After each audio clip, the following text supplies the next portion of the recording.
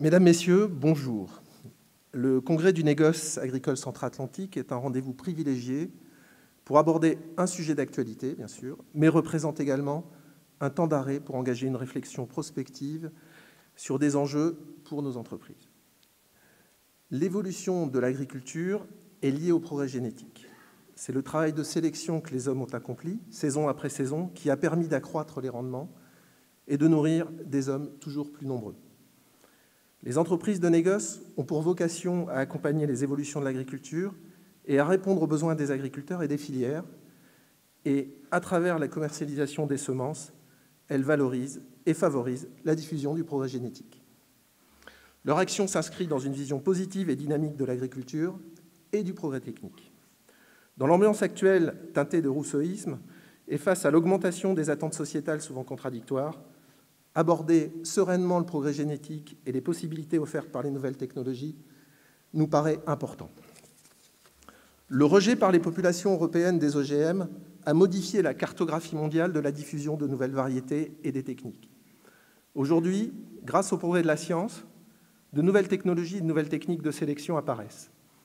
Leur potentiel paraît très supérieur encore aux technologies OGM et nos intervenants le justifieront ou l'infirmeront. Ces nouvelles approches ouvrent de nouvelles perspectives pour apporter des réponses plus pertinentes et plus rapides à la complexité des nouvelles attentes du consommateur, des acteurs des filières et du citoyen.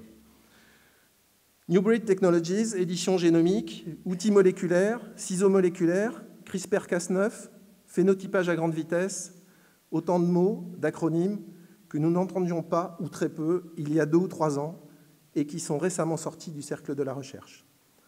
Parce que nous croyons dans la science et le progrès, il est important que nous nous emparions de ces concepts prometteurs, que nous en connaissions les limites et que nous sachions en parler avant que des communicants en quête de buzz démagogique et clientélistes ne s'en emparent.